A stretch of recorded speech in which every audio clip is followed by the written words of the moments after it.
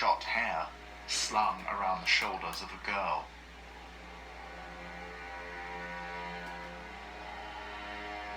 Rutted tracks.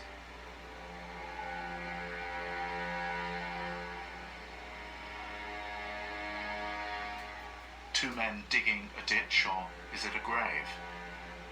You can feel the tough work of it in that hard, frozen soil.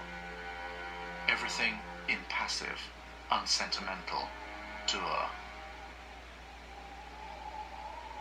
How things really are. When did Constable ever do winter in the north? Why would Turner ever do something so flinty? Well, in Yorkshire, he has become best mates with someone who will change the way he sees the world. Walter Fawkes' view of Britain isn't exactly rose-tinted, and he's not your usual country gent.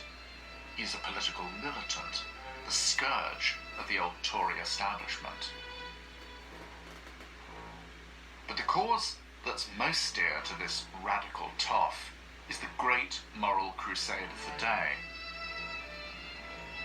The abolition of the slave trade.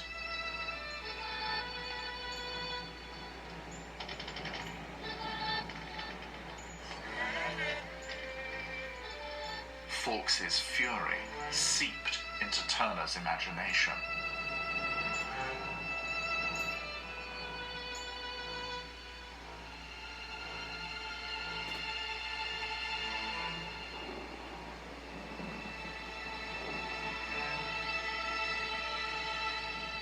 One day in 1810, Turner took Fawkes' son for a walk on the Yorkshire moors as a storm brewed.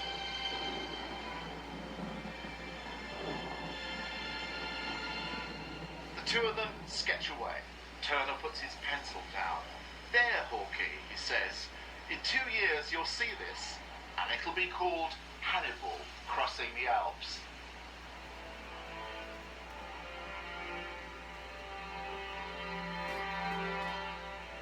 So a squall over the Yorkshire moors turns into a no-holds-barred alpine cataclysm, a simultaneous blizzard and a shaft of sickly sun. Hannibal's army is the victim as it clambers its painful way over the alpine passes. Stragglers picked off by scary mountain men, while a sucking vortex hovers over the scene like some gigantic, malevolent bird of prey. Turner does something tremendous with the storm over the Yorkshire moors. It's not just scenic weather, it's a cosmic reckoning. Hannibal is a hit. People crowded round it so densely the gents couldn't elbow their way in to see it. But why did this picture pull in the crowds? Not because it was a scene from ancient history, but because everybody knew it was also a modern painting, a contemporary story. The comeuppance handed out to another arrogant invader who crossed the Alps in search of glory. The arch-enemy, Napoleon. In a crushing put-down, Turner shrinks the mighty commander to a puny, almost comical figure in the remote background, atop an elephant that looks more like a dung beetle.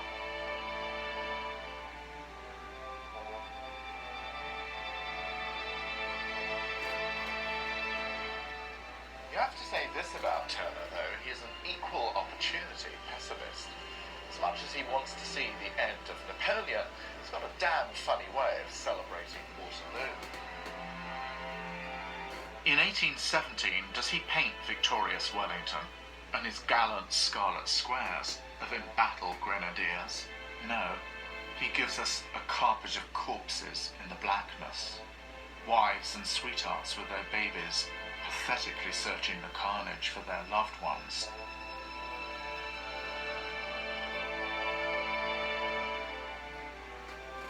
An apparition of pure hell.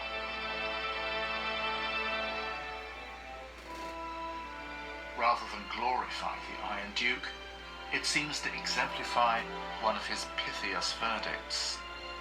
The next worst thing to a battle lost is a battle won.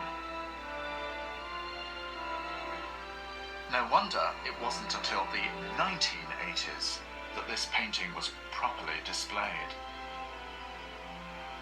Turner's refusal to beat the patriotic drum or wag the flag cost him patrons.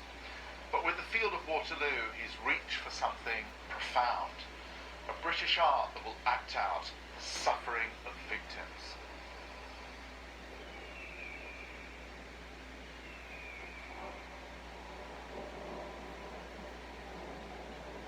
But then Turner knows all about the lot of the common people.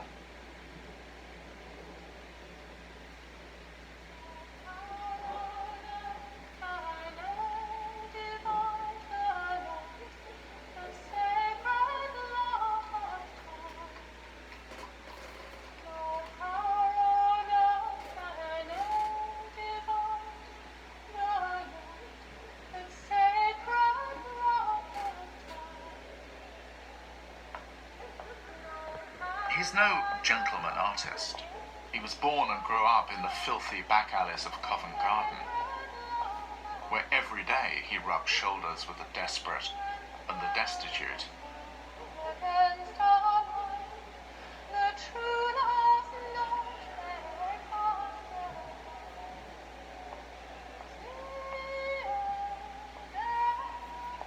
This didn't make his Waterloo or any of his historical epics manifestos for revolution. They are bigger, more disturbing than that. They have washing through them the tragic truth about the powerlessness of ordinary people when faced with atrocity and disaster.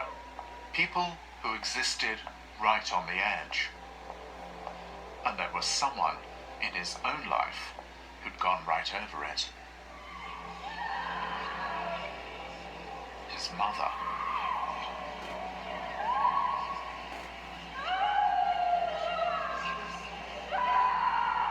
Mary Turner was a shrieking fury in the painter's house.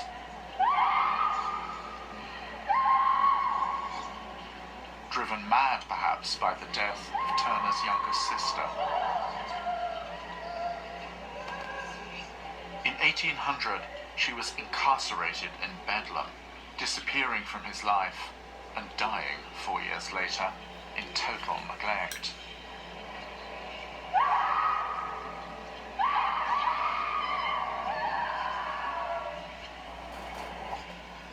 But if Turner abandoned her, could there have been, I wonder, a haunting?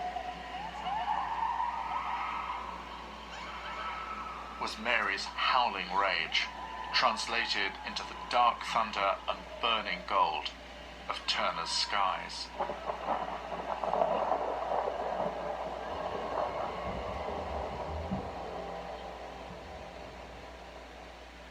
This much I can say, that an acute, tragic sense of the frailty of human existence framed Turner's life and powers the greatest of his works.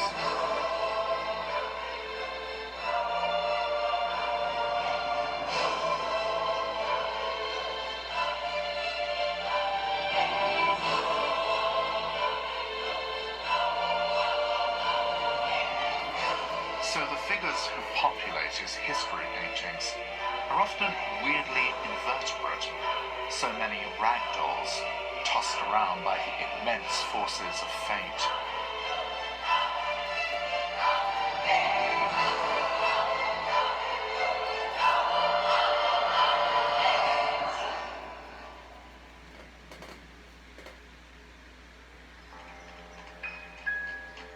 Painting these discarded marionettes was particularly willful for someone who'd studied academic figure drawing. But then, despite the fact he's been a fellow of the Academy for nearly 20 years, Turner was proving to be the odd man out in the play-safe world of British art.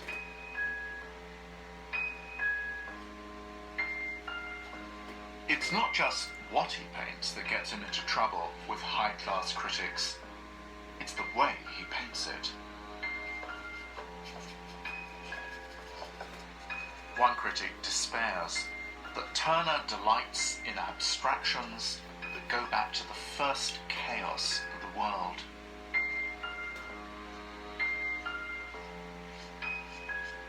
Well, my dears, what would you expect from the grubby little parvenu with his down-market accent and his upmarket house? There's something obstinately coarse that clings to him, a pungent social aroma. When Turner visits France, the painter Delacroix is taken aback that he looks rather like a farmer with unwashed hands. Oh, there's dirt under Turner's nails, all right, but it's likely to be gamboge yellow or Prussian blue, not farm muck. And the worst thing is that he seems to wear his unwashed hands like a badge of professional pride. When a young gentleman aspirant artist comes to see him, Turner grabs his lily-white hands and growls, "You're no artist."